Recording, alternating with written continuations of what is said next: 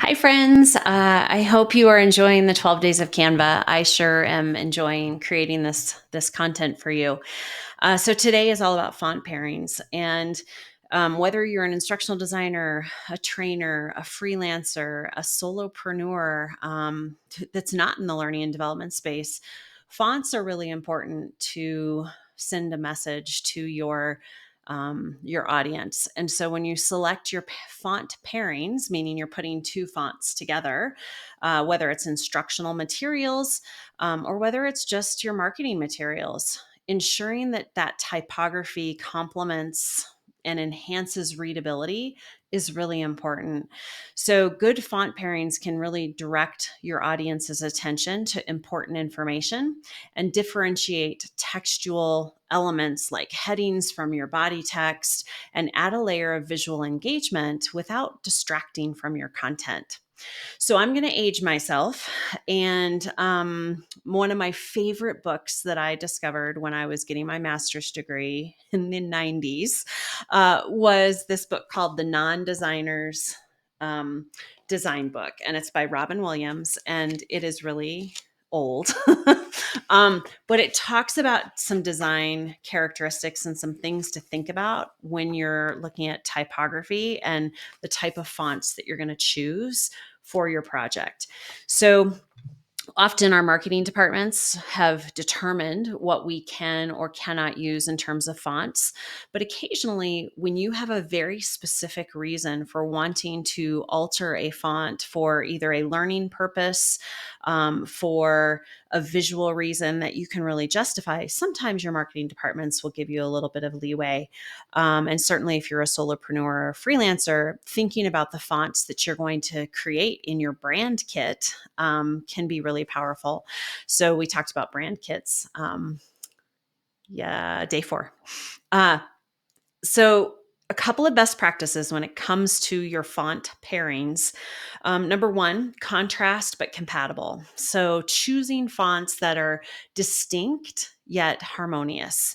So for instance, pairing a serif font with a sans-serif font. So maybe your serif font is a heading and your sans-serif font is your body text. It can offer kind of this professional appearance, but also have some easy readability because it gives the learner or your audience a distinction between the two. And if you don't know, serif fonts are the ones with the curlies.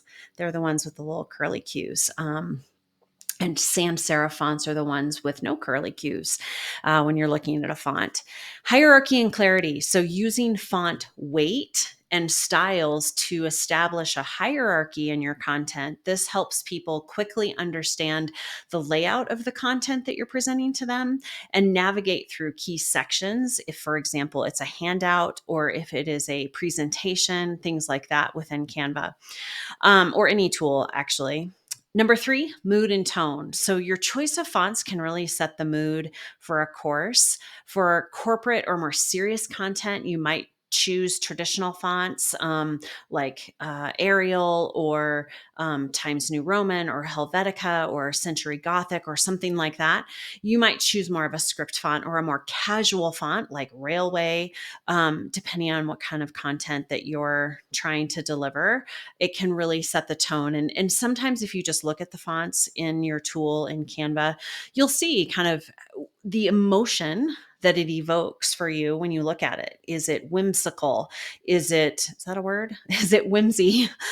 Is it playful? Is it serious? Is it more traditional, like a traditional script, things like that? So it can really send an emotion to your audience. Number 4, accessibility. So this is like my number one, making sure that your font pairings are accessible to all learners or all of your audience, meaning that those with dyslexia or those with visual impairments can consume your content. So making sure that you're using fonts like Arial or Calibri or Verdana that are often recommended for their readability for those with visual impairments or dyslexia. Number 5, Consistency. So once you determine what your font pairings are going to be, having consistency across your materials, you might change it from project to project, but if you're creating a presentation and then you have a handout to go with it, making sure that those are similar, and that you have consistency across those materials, and using consistent use of fonts helps reinforce learning as users become accustomed to sort of your visual patterns in your materials. So those are my really quick 5 kind of best practices when it comes to typography. And there's lots more, but I only have so much time. And then my favorite ancient book that I highly recommend. It's been sitting on my shelf for a couple of decades, but I still refer to it. I hope you have a wonderful day, and we will talk soon.